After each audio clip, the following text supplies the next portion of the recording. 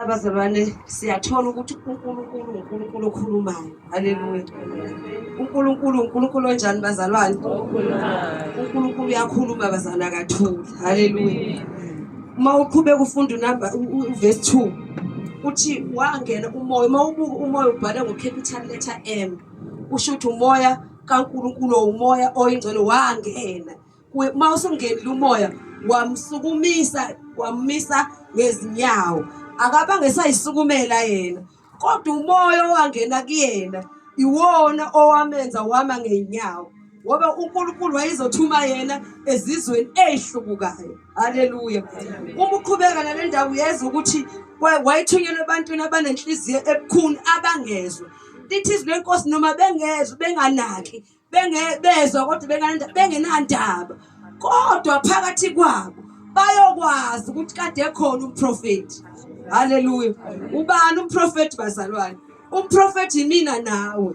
Lapho khona uwena umprofeti. Lapho esihamba khona ithina abaprofeti. Noma ungakubona ngathi abayinaki indaba yakho, noma ungabona ngathi emsebenzini phakathi kwezihlwele kwezixuku abakuzo nokuthi uthini, ungayeki ukwenza okuhle ngoba umprofeti. Ngelanga yoba ungasekho phakathi kwabo bayokwazi ukuthi wake wakhona usisibani, wake wakhona ubhuti bani, wake wakhona umama ubani. Bayokwazi noma bengawofezela bazalwane, isizwe siphila phakathi kwaso vele singofezela. Umuntu owazi ufezela ukuthi isilwane sinopoison, uma sikuncinzile kusho ukuthi uzovuka esibhedlela. Noma izwe noma isizwe esiphila phakathi kwaso singaba njalo, kodwa bayokwazi ukuthi umprofeti yena uke wakhona phakathi kwethu. Haleluya. Noma ungaphila uphile impilo yokumkhonza uNkulunkulu nokumesaba uNkulunkulu phakathi kwabantu abangamfuni ngempela uJesu, kodwa uphila impilo ehlanzekile, uphila impilo engcwele, uphila impilo ekhazimisa uJesu. Bayokwazi ukuthi umprofeti kodwa yena uke wakhona phakathi kwethu. Uzubona ukuthi bayazi ukuthi ukhona umprofeti make wanenkinga lapho osebenzela khona, noma lapho ohlala khona bayamazi umuntu okufuneka bembiza. Haleluya. Bayazi ukuthi ubani okufuneka bemthinte ukuze besizakale, ngoba bayazi ukuthi ukhona umprofeti phakathi kwabo. Noma bengezwa noma benganaki, kodwa bayakwazi ukuthi umprofeti yena ukhona phakathi kwabo. Haleluya. Ngithanda nje ukubingelela ngalawo mazwi bazalwane enkonzweni yabantu abasha yokuthi asihambe simbethe impawu kaKristu emzimbeni yethu, ngoba singabaprofeti lapha esikhona. Haleluya. Bathi impawu zikaKristu umuntu omusha lapha ohamba khona, uthi angisahlushwa lutho kuye. Noma usungababona benza konke abakuthanda njengoba lisho izwi lenkosi bathi abantu ababukhuni vele inhliziyo zabo ziyahlubuka, abafuni ukuzwa. Kodwa wena bathi impawu kaKristu phakathi kwabo, uhamba umesaba uNkulunkulu. Haleluya. Uthi angisahlushwa muntu ngoba phakathi kwami ngembethe. Haleluya.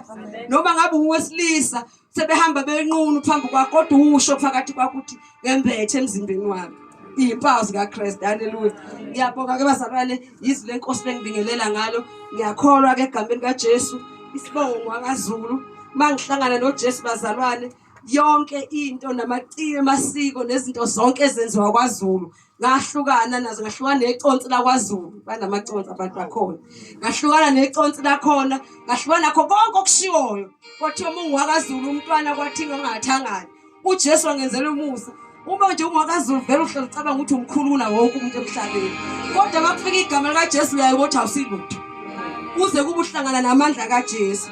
uJesu wangenzela umusa, ngahlangana negama lakhe ngimncane bazalwane, ngingakazi lutho bazalwane, kodwa ngiyamangala nami bazalwane ukuthi uJesu kuze kuweka lokhu. Nje bazalwane, ngomsombuluko ngizoba kule birthday yami, sizabona sibala nje ngo-10 20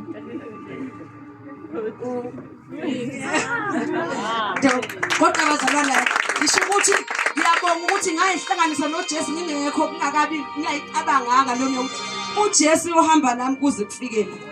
Hayi bazalwane, sicela ku-4 bese si-5 ngaphezulu. Haleluya. Kodwa ngiyambonga uJesu ukuthi ngayihlanganisa noJesu ngangilabo 20 years or 18 years. Ngibonga ivangeli bazalwane yokuthi wadlula nami ko-25, udlule nami ko-30 lapho abathi akudlula khona. Masuko 30 angazi ukuthi kwenzakala kakhulu kulabo besifazane. Umuntu meke waneminyaka o30 nje sengathi umhlaba wonke usuphelile. Usefuna zonke izinto ongenangane ufuna ukuzangisho ohlanyeni. Ngoba manje usena 30 years. Ngadlula uJesu wadlula nami lapho. Ngadlula ko35 bazalwane noJesu njalo. Manje ngidlula ko40 uyabona nje siyahamba noJesu ungibambile nesandla. Uyangihola endleleni. Anti bazalwane ngicela ukunitshela wemantombazane ukuthi anginasi stress bazalwane. Akubuhlungu ndawo. Khonza inkosi. Uzowuhamba uyigubuza nje kanti wawudede uyokhonza inkosi ungahambi emhlabeni kuphela nje. Khonza nje inkosi ungabheke lutho olunye. Ngayitshela abazalwane mhla ngiyinikela kuJesu ukuthi stop sami sokugcina sisezulu phambi kwenkosi. Ngingakafiki phambi kwenkosi uthi angikakafiki la ngathi engayinikela khona. So uhambo lwami sabheke phambili bazalwane.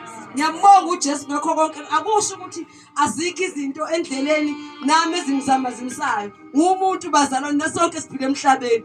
Kodwa nje uma ingqondo yakho uyitshele kahle wayitrainer ukuthi ingqondo yami umzimba wami asikwenzi lokho. Kuba kanjalo nje. Bese ungusa inkosi ukuthi ungidlulise nakule. Angithi like iminyaka neminyaka inento zakhona njengoba ngisho nje ukuthi 30 kubantu besifazane nganixoxela. 30 years hayi ngiyathandaba phela ungababuza. Mayisana nje na 30 sekulento kuthiwa yikhalenda sesihlanganisa ikhalenda. Khona into engahambi kahle. Ujaha zonke izinto ongenzeke ebone ngathi usilele emuva yena yedwa noma akwenzekile kuyena yedwa. Kodwa uJesu bazalwane, uJesu wanele bazalwane. Kukhona konke lokho wanele. Sengisho ukuthi bazalwane anginayo nomntwana bazalwane anginayo umntwana.